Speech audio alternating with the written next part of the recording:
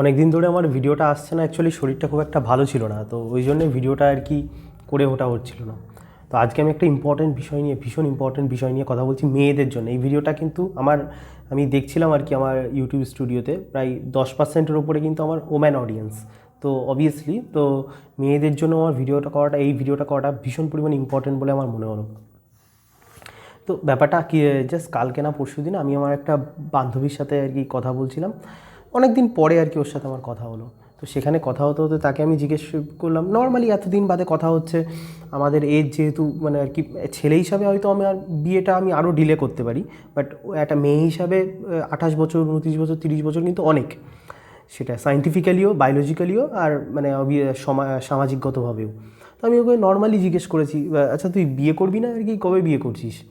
মানে এই কথাটাই ও এত পরিমাণে অফেন্ড হয়ে গেল, মানে আমি আর কি যেন কি একটা অদ্ভুত টাইপের ওকে জিজ্ঞেস করেছি যে ভাই বিয়ে মানে ভাই তোরা সমাজটা এত নোংরা হয়ে গেছে, মেয়েরা আর কি থার্টির আশেপাশে হলেই সমাজটা বন্ধুবান্ধব থেকে সবাই একদম বিয়ে বিয়ে করে মেয়েদের মাথাটা পুরো নষ্ট করে দেয়। মানে তুই এখনও সৈকত সেকেলেই থেকে গেলি আগের মতন, মানে এখনও পর্যন্ত তোর মধ্যে মডার্ন কোনো ব্যাপারটাই আসলো না, এখনও সেই বিয়ে থাওয়া বাচ্চা করব সংসার করব এইসব নিয়েই তুই পড়ে আছিস।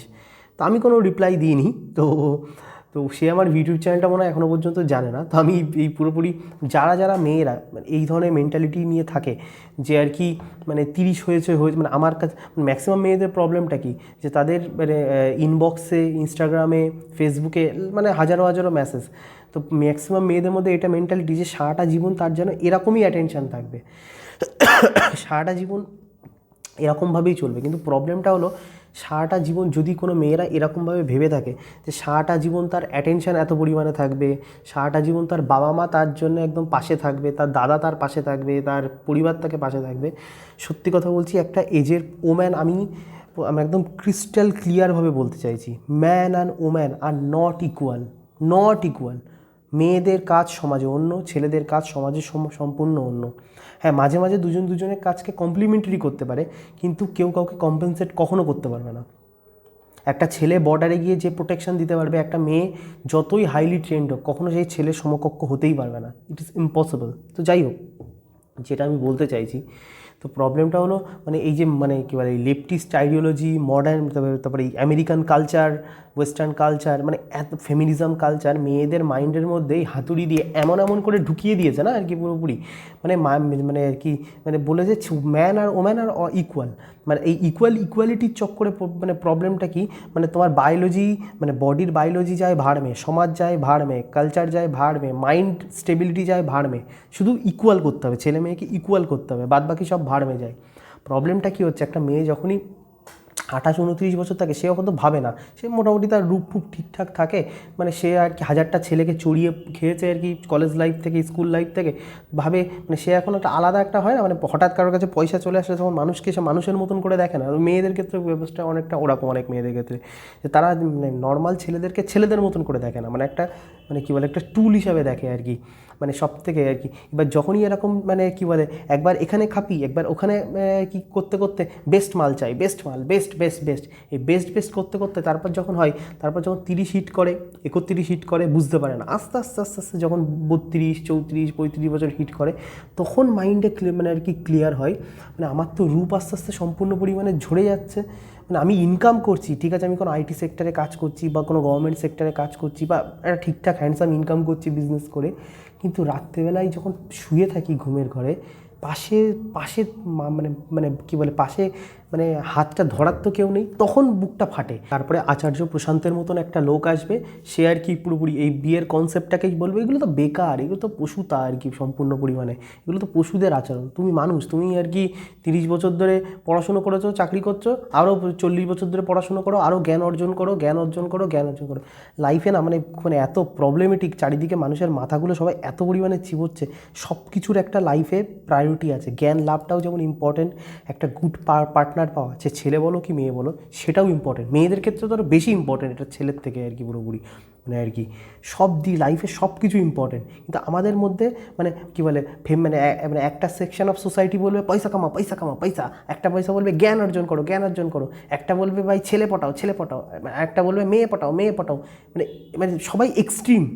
কিন্তু আমাদের লাইফে যে সব কিছুর একটা ব্যালেন্স দরকার, মানে এটা নিয়ে কখনো কেউ কথা বলে না। আর তার প্রবলেমটা হয় ম্যাক্সিমাম বিশেষ করে ইন্ডিয়ান ইয়াং জেনারেশন এই ট্র্যাপের মধ্যে ফেসে ওদের তো কোটিপতি করে দিচ্ছে, ওদের কোর্স কিনে, ওদের বুক কিনে ওদের তো কোটিপতি করে দিচ্ছে, আর নিজের বাস মানে আর কি খাচ্ছে। বিশেষ করে মেয়েদের ক্ষেত্রে আমি যেটা আর কি বলতে চাইছি, তো মেয়েরা যখন 35 বছর 40 বছর হিট করে, যখন সে ঠিকঠাক একটা আর্ন মোটামুটি করে আর কি, কিন্তু মানে আমি যদি মানে কী বলে, তো তোমাদের বাড়ির সামনে এরকম কোনো মানে কেউ থাকে, দিদি হতে পারে, কাজিন হতে পারে, বা যে কেউ যার বয়স 35 হিট করে গেছে, 40 হিট করেছে, যে ইয়াং এজে প্রচণ্ড রেলা ছিল আর কি, 1000 জনকে চড়িয়ে খেয়েছে, তারপর তার মানে যখন সে 35 হিট করে, যখন সে 40 হিট করে, তারপর সে ইনকাম করলেও সে যেটা বলে না, ইন্ডিপেন্ডেন্ট ওম্যান হলে কোনো পুরুষের দরকার নেই, পুরুষটা জুতোর তলায় থাকবে। আমি যদি কেউ আমার কমেন্ট সেকশনে থাকে এমন কোনো নারী বা এমন কোনো তার দিদি বা কেউ থাকে, একটাবার তাদের চোখের দিকে তাকিয়ে তো, রাত্রেবেলা তারা সঠিকভাবে শুতে পারে কি না, তাদের কত পরিমাণে ডিপ্রেশনে ওষুধ খেতে হয়।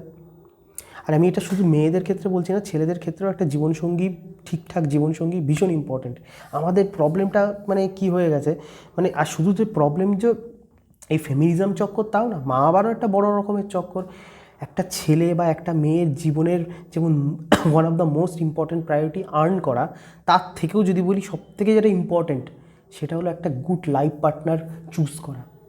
যদি গুড লাইফ পার্টনার লাইফে না থাকে, মানে তাহলে লাইফ মানে bitter to bitter, is very bitter. এটা হয়তো ইন্ডিয়াতে 10-15 বছর লাগবে মানুষকে এখনও পর্যন্ত এই জিনিসটা বুঝতে, কিন্তু বুঝে তো আমি শিওর যাবে। সব কিছুরই একটা হয় না, মানে সব কিছুরই একটা হাওয়া ওঠে।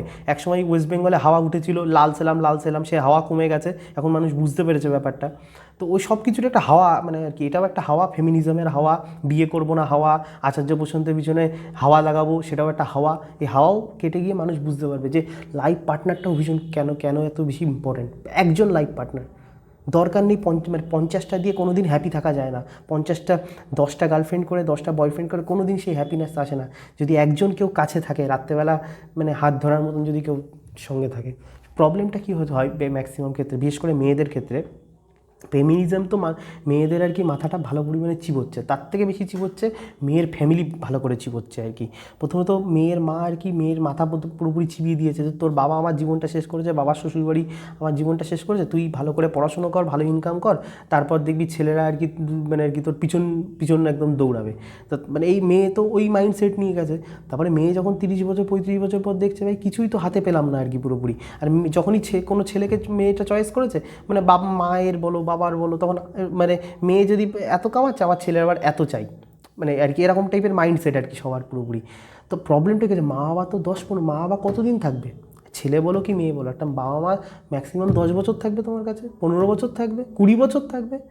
তুমি তো আর 20 বছরের মধ্যে মারা যাচ্ছ না, তোমাকে তো পৃথিবীতে এখনও 50 বছর 70 বছর মানে থাকতে হবে, এখন যে পরিমাণে মেডিকেল টেকনোলজি হচ্ছে। 50টা বছর 70টা বছর কি ইনকাম করে যেতে পারবে? 50টা বছর 70টা বছর কি পুরোপুরি মানে কি বলে, মানে কোনো মানুষকে ছাড়া মানে রাত্রেবেলায় একা একা শুতে পারবে?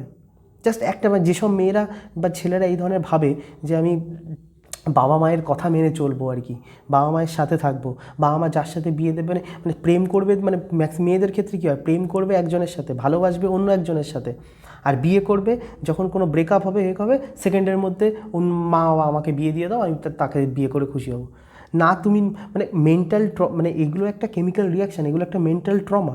না তুমি এটাকে সম্পূর্ণ পরিমাণে ধীরে ধীরে এটাকে ঠিক করছো, এটাকে ঠিক না করে আবার অন্য একজনকে বিয়ে করছো, না তাকে শান্তি দিতে পারবে, না যাকে সাথে ব্রেকআপ করেছো তাকে পরিমাণে শান্তি দিয়েছো।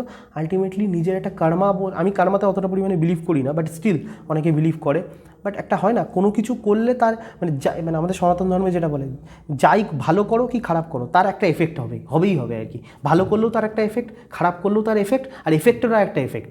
এটাই আমাদের সনাতন ধর্মের মানে মূল কনসেপ্ট আর কি। মানে লাইফে যদি নিজের ডিসিশান, নিজের জীবন সঙ্গীকে চুজ করার ডিসিশান যদি মানে ঠিক না হয় না আর কি, তারও যেমন মানে এফেক্ট আর কি প্রচণ্ড বিটার, ঠিক তেমনভাবেই নিজের বাবা মাকে মানে গাধার মতন বিশ্বাস করা, নিজের এই ফেমিনিজম লেফটিস্টগিরি, তারপরে হচ্ছে কেউ ইউপিএসসি ক্লিয়ার করলো তার কথা গাধার মতন বিশ্বাস করা, এটাও যেমন একটা লাইফকে বিটার করবে। নিজের ব্রেন, বুদ্ধি, সাবকনসিয়াস মাইন্ড, নিজের ব্রেনটাকে যদি সাবকনসিয়াস মাইন্ড কী সিগন্যাল দিচ্ছে আর নিজের ব্রেন কী সিগন্যাল দিচ্ছে, এই দুটোর মধ্যে যদি ডিফারেন্স করতে আর কি না পারো, তার কনসিকুয়েন্সেস তোমাকে এই জীবনেই ভোগ করে যেতে হবে আর কি। মানে আর কোনো জীবনে যদি যেসব ছেলেরা মেয়েরা মানে এই জীবনে আর কি এই কী বলে এই সমস্ত কিছুকে বুঝে, যারা আসল খেলাটা পুরোপুরি বুঝতে পেরেছে যে লাইফ তো একটা লং গেম, মানে এত তাড়াতাড়ি পৃথিবীর থেকে আমি মরছি না, এই লং গেমে আমাকে টিকে থাকতে গেলে একজন পার্মানেন্ট আমার টিমে প্লেয়ার চাই। পার্মানেন্ট ছেলে বলো কি মেয়ে বলো, একটা পার্মানেন্ট টিমে প্লেয়ার থাকলেই এই লাইফের যে লং গেম আমি জিততে পারবো। তা নাহলে কোনোভাবেই লাইফের লং গেম জেতা সম্ভব না।